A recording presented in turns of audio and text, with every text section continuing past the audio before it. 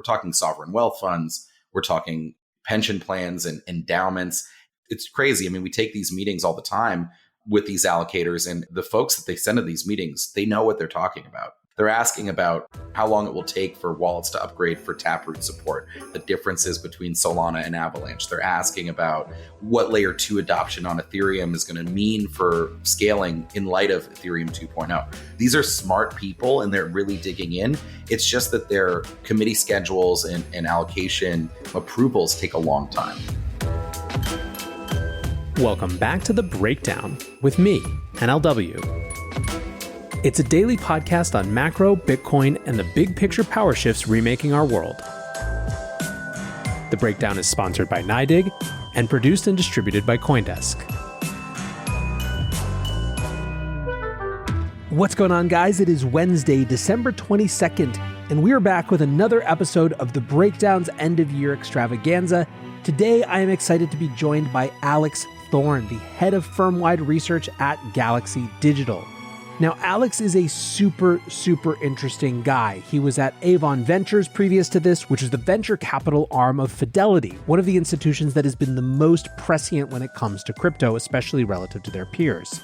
Alex has an extremely broad view of markets. He's been looking at it from an investor perspective, from a research perspective, and so is a perfect type of person to have this end-of-year conversation with.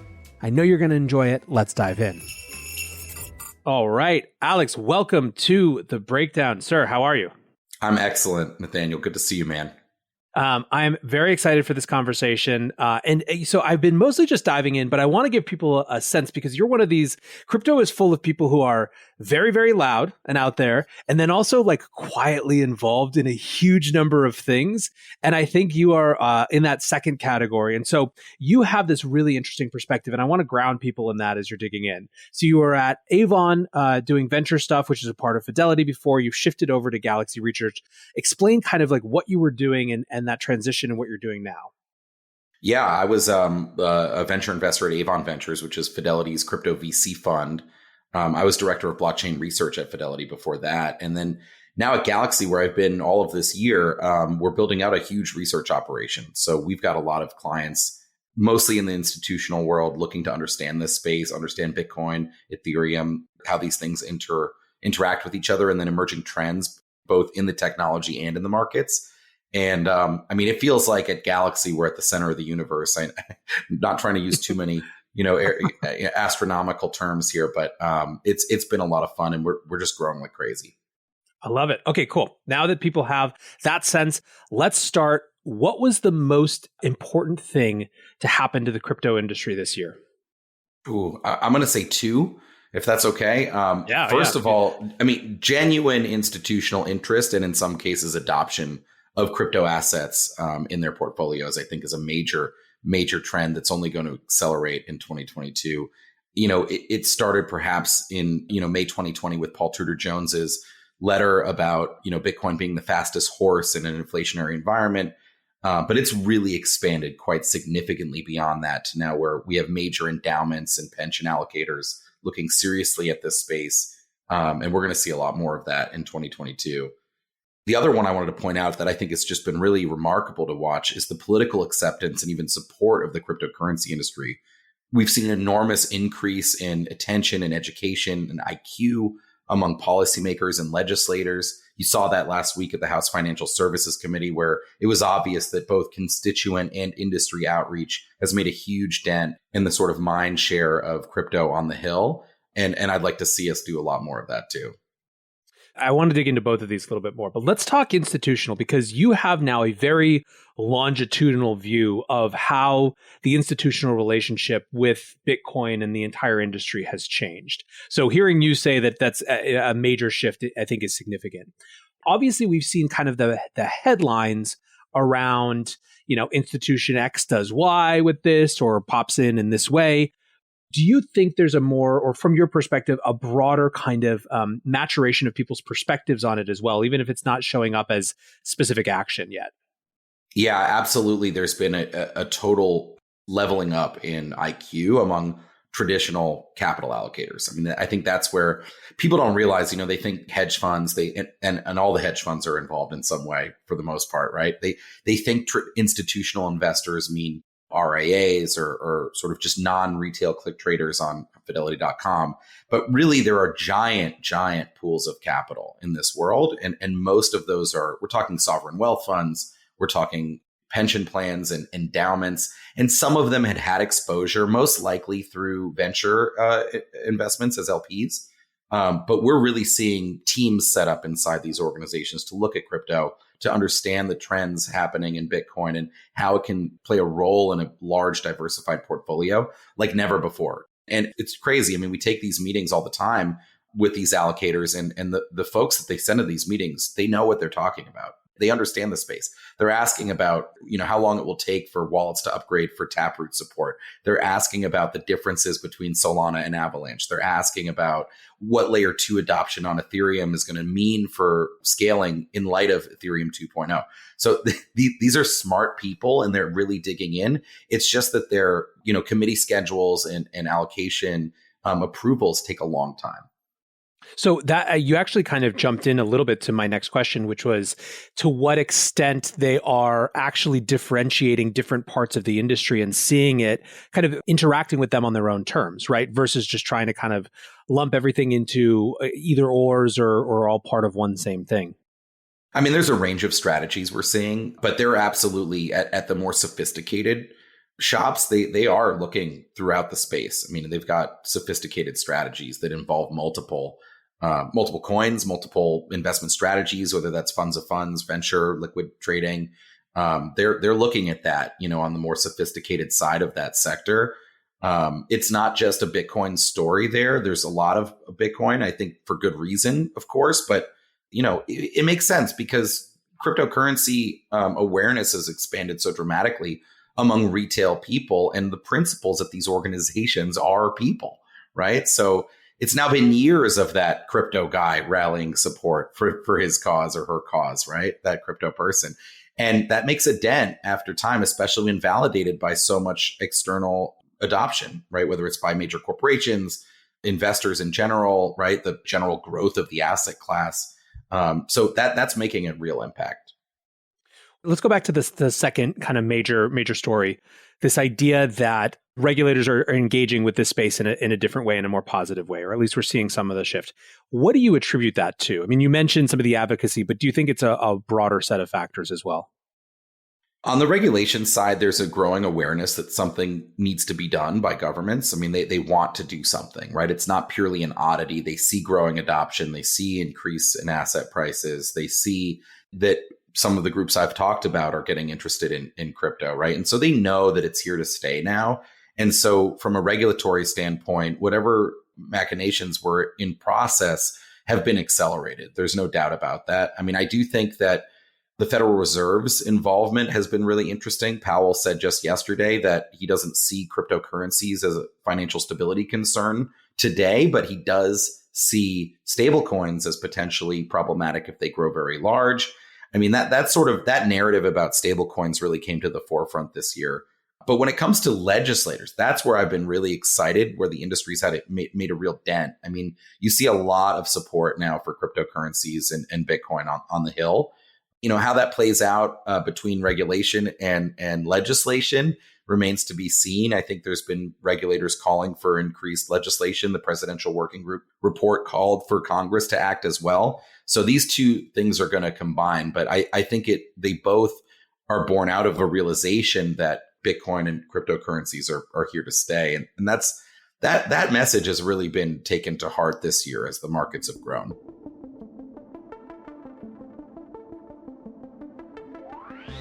NYDIG sponsors this podcast, and they're integrating Bitcoin into everyday life, not only for Wall Street, but also for Main Street. Because NYDIG is built for Bitcoin, and Bitcoin is built for everyone. Learn more at NYDIG.com/NLW. That's NYDIG.com/NLW. One of the things that's been fascinating to me is that I think coming into this year, I would have expected a lot more discussion around central bank digital currencies. And it was actually kind of a quiet year. if you view that as a conversation limited to what central banks are specifically doing to issue their own versions of digital fiat. If you expand that conversation to the implications to the US dollar of US dollar denominated stablecoins, it's a little bit different. And I think that's playing out in the regulatory sphere right now as well. Yeah, let's limit it to CBDCs as sort of a pure play issued currency from a digital currency from a central bank, because, and I totally agree with the premise of your question, Nate, that we haven't really seen much. I mean, and I think there's a couple of reasons. One, they really truly lack a clear use case, in my opinion, unless you make it a panopticon surveillance regime, the way China's digital yuan has been developed, in which case, sure, I can see why, an authoritarian government might like it. But that doesn't really square with Western values and certainly not American political values. And so I think that is off the table today in the US. So absent that, it's really not clear what the benefit is. There's also questions of political meddling in the currency, if that were to be the case. And also, again, if we do something like what the digital yuan is working towards with the People's Bank of China, that disintermediates our large swaths of our banking system, which Jay Powell has specifically said he doesn't want to do. So it's not really clear to me exactly what the benefit would be. I mean, perhaps you could more narrowly fine-tune monetary policy with something like a CBDC, but they can do that pretty well today. There are also technical challenges. And of course, the Fed has been delayed with, changes at the top and at the various branches. But I don't think we're going to see something totally dramatic. I think I'm on the sort of dovish side, I guess you might say, of this debate, which is that, I think if we see something in the US, it'll mostly be underwhelming. 99.9% of people will never notice it. Maybe it's an upgrade to the Fed's back office technology and not much more, but it does remain to be seen. I'm on the record as saying that I think what happens is at some point someone says, if we feel behind, all we have to do is look at USD denominated stablecoins and the activity there and incorporate and include them in the analysis and discover that US dollar stable digital dollars are way more used. And hey, look, the entire history of banking innovation in the US is basically a combination of public and private. And what does it look like to just sort of absorb that system in some meaningful way? Yeah, I think that was sort of my takeaway from the Presidential Working Group report, which basically called for banks to be the ones that issue stablecoins and for stablecoin issuers to be banks, was that sort of perhaps is the vision of a digital dollar, that it is in concert with private industry, that it is actually maybe the Fed provides some guidance for commercial banks on what technologies they should use or how they should issue these digital versions of the dollar. So I'm totally with you on that. What are the crypto trends that you've been most fascinated by? And I use fascinated specifically, they don't have to be things you like or enjoy or are participating in, but just have been interested to watch develop this year. Yeah, I mean, one that was really just shocking, and I don't want to understate its importance, was the hash rate migration from China. I wasn't surprised as a longtime watcher of Bitcoin at the network that it was able to react and persevere through, downward difficulty adjustments. But the outright level of hostility in China towards Bitcoin surprised me. And the sort of swiftness with which the industry reacted was heartening, but also surprising as well. I'll also throw out that as another one, the rise of NFTs really did catch me off guard. I mean, I've been investing in the space for 3 years in startups, and I met and passed on plenty of companies that were working on NFTs, including many that are very, very valuable today. I mean, we were wrong about that. And it's been really crazy to see, profile pictures trade at thousands of dollars or hundreds of thousands of dollars. It doesn't surprise me. To me, I think we'll look back on it and think of it as an oddity that proved an important concept. And not just for art. I mean, we'll see NFTs be used, I think, widely for a variety of uses. But I mean, the swiftness with which the industry brought NFTs to the mainstream, to the point where brands are buying NFTs, major brands, and basically every sports league on earth is doing something in this space, that fascinated me and surprised me. So let me pull you down that rabbit hole a little bit more, just in terms of trying to understand why, because I don't think you were alone in how fast that happened. It's fascinating to watch, I think, how success in one area of the crypto industry begets a bunch of new wealth that wants to find its way back into other areas, right? And this is very natural for investing. Silicon Valley has constantly been a rotating cycle where a group of entrepreneurs get rich together at this, like with a wave of technologies, and then they invest in the next set of things, and that propagates the next set of people who make it, and so on and so forth, right? And there's these kind of like classes almost. I wonder to what extent DeFi summer, this thing that happened in 2020 where DeFi went from total market cap under $1 billion to, 10xing that, very quickly, was part of the thing that enabled sort of NFTs to take off. Is that all of a sudden a huge number of folks, it wasn't like they had to wait around for Bitcoin to hit new all-time highs because they had already had a bull market in this particular area the summer before. It's something I've thought about, but I haven't had a lot of conversations around. Yeah, there was a lot of wealth created, no doubt, in DeFi summer, and then over the next 6 months as well, right? I mean, and I think there's nothing in my mind wrong with wanting to collect something that's rare. I mean, people have been collecting. I've got an original copy of the first issue of Bitcoin Magazine in plastic behind me, right? I mean, like, and block space is rare, and hashes can be rare, and I understand that.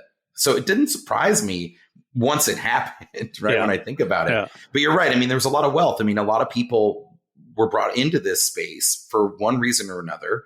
And they said, what do I like here, right? What do I want to be a part of? And what do I want to own? And, I mean, CryptoPunks was that first sort of like, I think, real wave that set that off. And people looked and said, wow, this was the original sort of NFT collectible artwork. It wasn't actually the first, but it was, OG and on Ethereum. So easy for the DeFi wealth to interact with.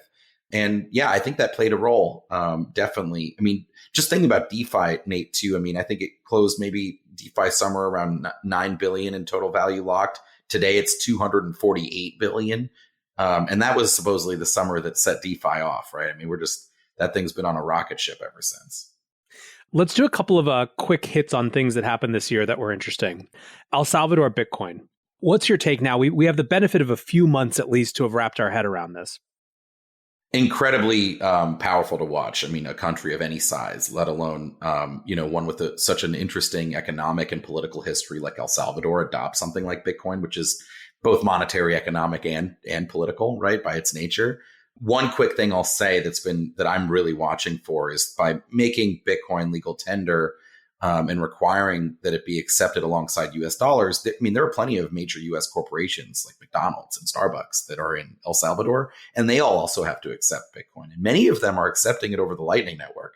And so that could actually be the canary in the coal mine, or the sort of Trojan horse for how Bitcoin becomes more widely accepted as a payment method, because these corporations are going to have a lot of practice doing it. And maybe they see a lot of benefit. Awesome thought on that front. I think that's an underexplored area of this so far. Next one, quick hit, Constitution DAO. I don't know if you paid any attention to it. So if you didn't, no worries. But I did pay close attention to it. I thought it was awesome. I thought it was silly and fun. And I thought it was a great example of how capital can be raised by DAOs. I think we're going to see a lot more capital raised by DAOs for sort of on the ground style operations. I mean, this one was, there's a fascinating, question about how a DAO can affect something in the physical world, right? We know there's a lot of DAOs that are governance DAOs that control DeFi protocols or that collect NFTs or other digital assets, but how a DAO and people can form a DAO and organize online and then affect change in the physical world is going to be really interesting. I think one area we'll see that happen in 2022 to great effect is political campaign donations. I expect there to be some major and large and deep-pocketed super PAC DAOs in the future. That is a bet that I would bet, because I anticipate probably being a part of some of them. And even just today, I mean, connecting the dots in a different dimension, I think I saw, it was just before this, so I haven't had a chance to read it, but some politician I think who's running for Congress releasing a series of NFTs, or, it's like these worlds are going to collide, no doubt. Yeah, absolutely. Shout out Erica Rhodes, who's running against Brad Sherman in California, by the way, big Bitcoiner, great candidate in general. What's one thing that you're paying attention to that you think other people should be paying more attention to? That is a phenomenally good question. I'm still looking for improved market infrastructure in this space. We've made such leaps and strides. If you think about 2017, there was no prime brokerage, no settlement, no lending, no custody for an institution, right? But there's still a long way to go for this. I think prime brokerage is an area where institutions really don't have an offering that they really love, and no one's really nailed that yet. We're working hard on it at Galaxy, but this is something where you bring together lending and margin and agency trading and all of these things, capital introduction, all under one roof. Everyone in the institutional space has been working towards that. I think whoever does well there is going to be absolutely massive in the space. What's a prediction you have for next year? I think we'll see another nation or possibly multiple adopt Bitcoin in a meaningful way, whether that's, central banks buying it as to hold on their balance sheet or legal tender along the lines of what El Salvador did. I think that's something we'll see.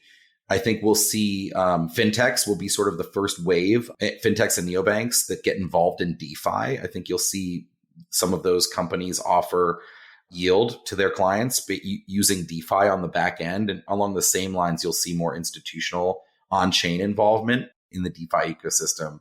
And just one more, I don't know if we'll see it in 2022, but this is more of an aspirational.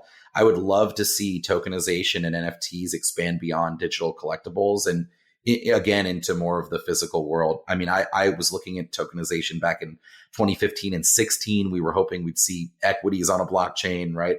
There were all those companies back in that era trying to do real estate and private equity and whatever else. But I still hope that we'll see that. I think it's clearer than ever that and NFTs help prove this case as we have them today, that public blockchains are superior for tracking and moving ownership and value. Alex, super fun to go through this with you. I can't wait to do it again next year. Just especially, in your role doing research with Galaxy, like you literally get to look at the full galaxy of digital assets and what we're doing. So it'll be fun to see what we missed, what we didn't even talk, what we look like fools for not even mentioning on this show. I'm sure a lot. For now, I really appreciate the time, and it's always great to talk to you. Absolutely, Nate. You too, man. Just want to say a big thanks again to Alex for that great conversation. I'm really excited to see whether his predictions around DAOs and political action committees come true. As I mentioned, I'll probably end up involved in some, and who knows, maybe you guys will as well.